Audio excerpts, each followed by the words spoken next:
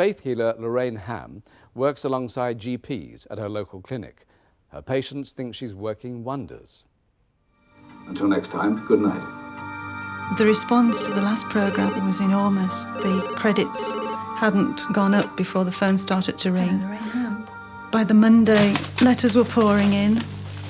Before the end of the week, the postman was actually bringing them in sacks. Lorraine was overwhelmed by more than 20,000 letters. With the help of other healers, she began the long process of answering them all. One letter was from Christine Drake, who was desperate for help, but not for herself. And the second son, Reese, is now I was watching 1 year Strange old. But True with my daughter Alison, and after the programme had finished, I thought I would contact Lorraine Ham to see if she could alleviate my daughter's pain. I played football with the lads in my class 4 or 5 times a day for anything up to an hour sometimes. They'll never win. They will, they always win. No, they won't. Come on, we're going to be late for school.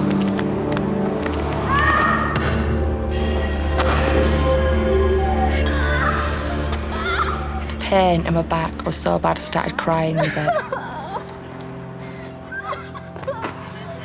We had to put her to bed straight away, and we hoped that she would get better, but after a couple of days we had to take her to hospital. Alison came to us complaining of chronic lumbar pain. This apparently was due to a stress fracture indicated here. These fractures cause considerable pain and inhibit spinal movement. I referred her to the Regional Specialist Spinal Centre for treatment and advice. These small stress fractures seem to be causing the problem. The difficulty we face is that there's always a risk operating in the spinal area. Can you do anything for her? Well, But she's in so much pain. I'm afraid that at her age, it's just not worth the risk to do an operation. What am I supposed to do? Unfortunately, wait.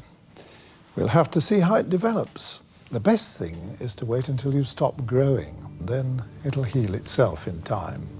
To be told that they couldn't do anything, well, just devastated. Alison was only a teenager, and yet she was living the life of an elderly lady, almost a pensioner. She was going backwards and forwards to seeing specialists and doctors, and she just wasn't getting any better at all. It really isn't well enough. It affected my relationship with my friends because they were doing things which I would have liked to have done. One fault ruined the best part of my life. You're going to lie down now, love? Yeah, my back's hurting me.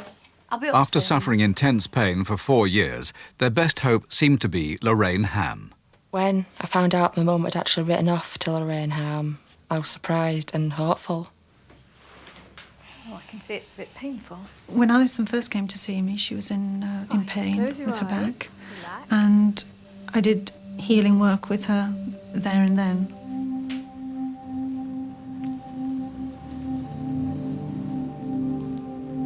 I had my eyes closed and I could feel warmth on the areas that she was healing. Now I'm just going to put my hand under your waist.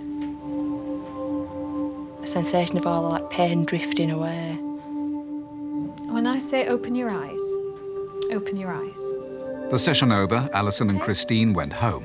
When the warmth had gone and the pain had gone with it, and I could move around without any pain, it just felt brilliant.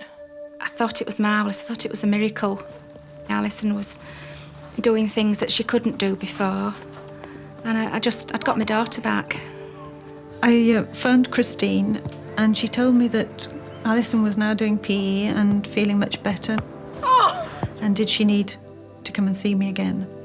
And of course I said no. Good pass! I had the feeling of having my life back to normal, and I felt like a normal person again, for the first time since I'd had the accident. Yes. Out of the mountains of letters received every day, Lorraine spotted one written on Oldham Football Club headed paper. Nicola Fleming had written to her on behalf of her injured husband, Craig. Craig's career was rising fast. He commanded a regular first-team place and played against Manchester United in the 1994 FA Cup semi-final. Been a frustrating day so far for Mark Hughes. He's been very well watched by Craig Fleming. Rumours were spreading that United were interested in buying the young Oldham star. Everything was going right. And then disaster struck. I was playing and just getting the odd niggling deep in the groin and round the hip. Gradually it just got worse and worse as I played. I was playing about 60 minutes. That was me gone when I was shot. When it actually crept upon us that he couldn't play football anymore because the injury was so bad, he was just devastated and depressed. It was obvious to us that he was never going to overcome these problems unless he had surgery. Craig was sent for an operation to repair a torn abdominal muscle. I was getting a shooting pain across the top of the abdomen. And that cleared that up, but I was still left with this pain in the groin and the hip. Tell me if you feel pain. Out and turn it in. That's right. Toes up, foot up, heel in, leg up and across. Tell me. Anything? Yeah, that's so. This was a tremendous blow to the club because they had anticipated that he would, after this initial surgery, be back into the fray again. He was just so fed up because he couldn't do anything about it. Craig returned for a second operation, hoping it would clear his problems. It didn't.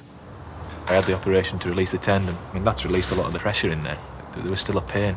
The specialist was saying that it wasn't a career-threatening injury, but, you know, after 3 or 4 months, you naturally start worrying about, how serious is it? So when we heard about Lorraine Ham, we thought, well, why not give it a go? Craig finally got to see Lorraine. I'd like to lie down. He was obviously concerned because he wasn't able to play football. Just relax.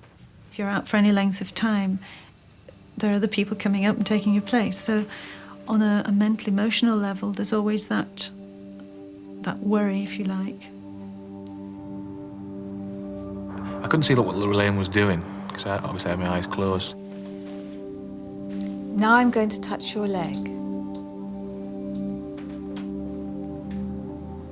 I got like a strange tingling sensation.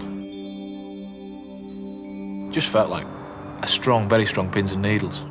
Stretch your fingers and your toes. I was expecting it, to be pins and needles, but as soon as I got and opened my eyes, it just disappeared. I've never experienced anything like it before. Lorraine told Craig to go home and relax for the weekend. I arrived at the club on Monday, went down to the physio room as usual.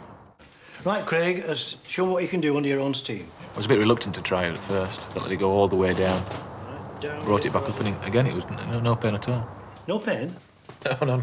Really? It's fine, yeah, no pain. So, and then, I was just doing them all day. I was flabbergasted by it. Very impressive. And rest there. It was certainly exciting for all of us to realise that Craig was more enthusiastic, able to do more, and in fact, looking forward to his training for a change. Propulsion. Go on, up in the air. That's it, go on. Craig was improving, and it's quite exhilarating. And who cares what produces a result? Now it's like, oh, great, can't wait till next season. He's just so much happier, so much brighter about it all, and it's easy to live with. Done all the physio, I'd been to see the surgeons. I'm absolutely convinced that Lorraine was the reason behind this pain going. Skeptics of healing would say that all healers do is help people who already believe, but Lorraine is sure that her healing powers go further than that. A person who is positive about his healing can improve more quickly than someone who isn't. But yet healing can still work with someone who is quite sceptical. Lorraine also believes she can heal patients without them actually having to be there. This was the answer to the thousands of needy letters. And so the National Healing Centre in Shrewsbury was set up, and from here, absent healing is sent out. We now have a network of healers all over the country who meditate regularly 3 times a day, and we focus on all the people who have written or telephoned and asked for help. One such person was Ruth Dorrington, who'd badly hurt her hip. I'm quite a serious club runner, and I train every day. So when I got injured, I had to cut my training right down. I was getting more frustrated, more depressed about not running properly and not racing. I wrote to as many people as I could and informed them that I'd put them on an absent healing list. Ruth was one of those people. In her letter, Lorraine told Ruth she would be on the list for 6 weeks. It did seem that suddenly progress was all in the right direction, and for once I could actually think that I was going to recover completely. At the end of the 6-week period, I felt like I'd reached a stage where I could get back into a proper training schedule and race seriously. Being on the healing list was important, and I don't think it was like a psychosomatic thing. I thought if there's lots of healers, then all that energy's got to be good, got to heal me, and it seemed to do the trick.